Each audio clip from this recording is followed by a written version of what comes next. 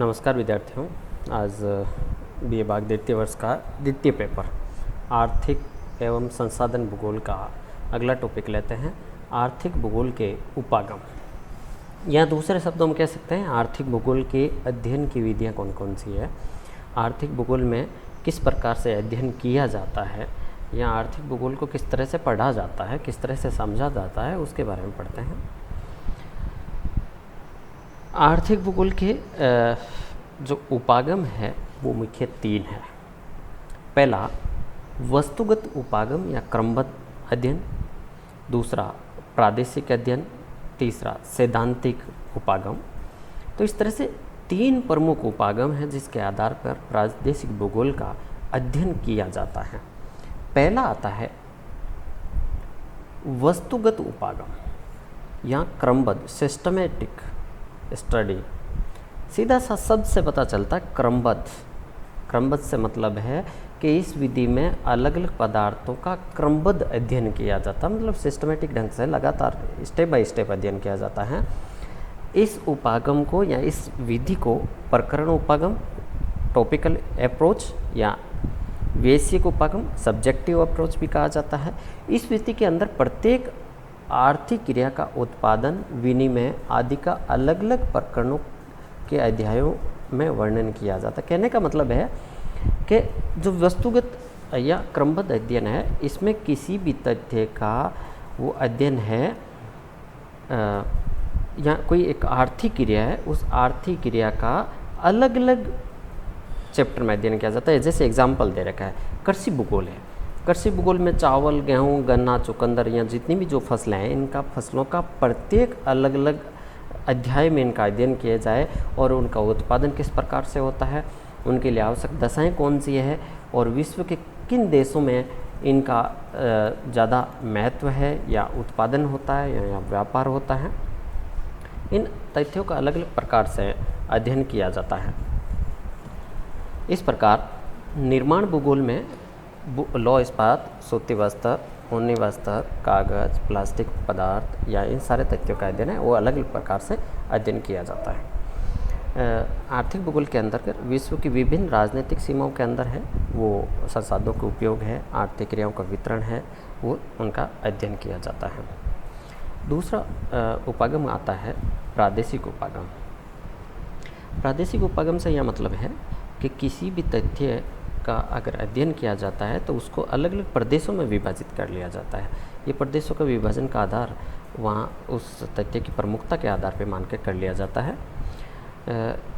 इन प्रदेशों का विभाजन करते हुए वहाँ के क्षेत्र विशेष की समानताओं या विषमताओं का मुख्य आधार मानकर प्रादेशिक अध्ययन किया जाता है। उसी के आधार पे अलग अलग प्रदेशों में विभाजन करके और अलग अलग तथ्यों का अध्ययन किया जाता है। जैसे एग्जाम्पल के तौर पे लिया गया है कि इन प्रादेशिक अध्ययन करने के लिए दो अलग अलग विभाजन कर दिया कि एक रूपात्मक प्रादेशिक उपागम और दूसरा कर्मोलक्षी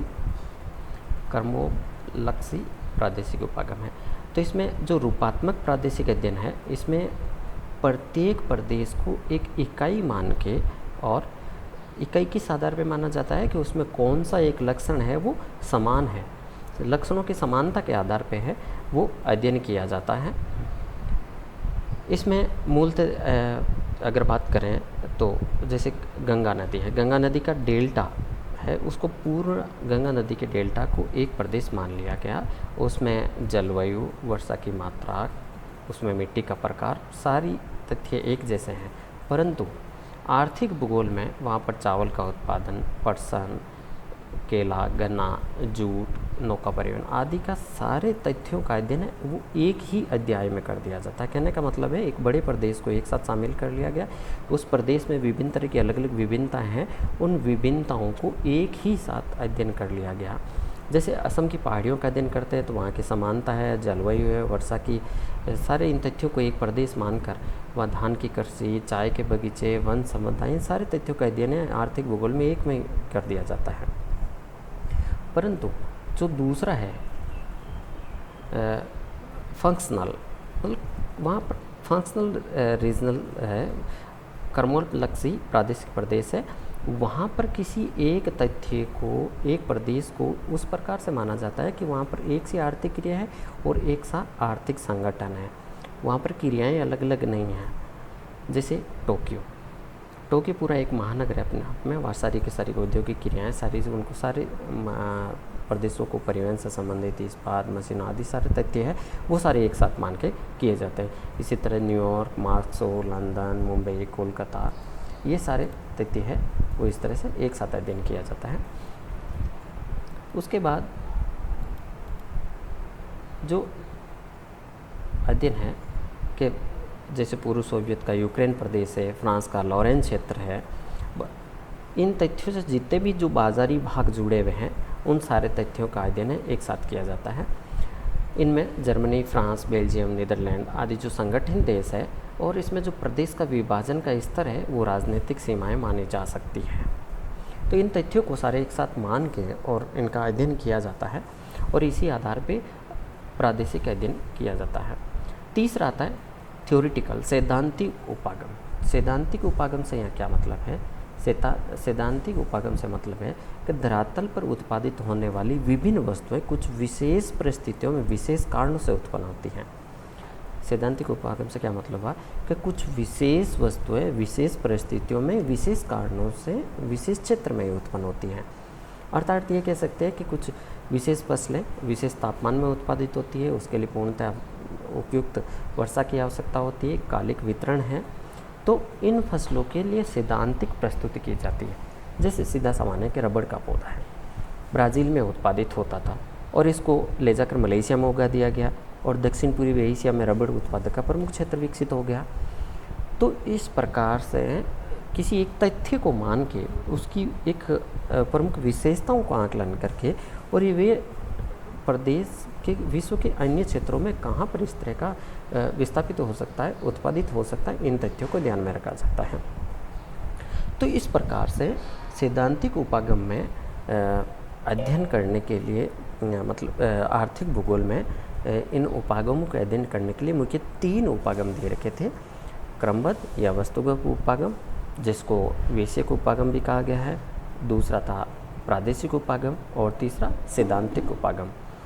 तो इस तरह से सारे के ये हम ज़रूर कह सकते हैं कि जितने भी उपागम 3 उपागम हैं, इन 3 उपागमों में पृथक अध्ययन करने के साथ ही इन तीनों का एक साथ भी अध्ययन किया जा सकता है, क्योंकि कुछ तथ्य ऐसे हैं जो आपस में एक दूसरे से अंतर संबंधित है और इन तथ्यों का पृथक अध्ययन किया जाना संभव नहीं हो पाता। फिर भी हमें आर्थिक भूगोल में विभिन्न तथ्यों का अध्ययन करते वक्त हमें विशेषतः ये ध्यान रखना है कि जितने भी तथ्यों का अध्ययन किया जाता है उनको संतुलित अध्ययन, एक दूसरे का अंतर संबंधों को ध्यान में रखते हुए इतना संतुलित अध्ययन किया जाना है जिससे ये लगे कि दूसरा तथ्य को उसी क्षेत्र में गौण कर दिया और एक तथ्य को एक उपागम के आधार पर अध्ययन करते हुए उसको प्रभावी बना दिया जाए।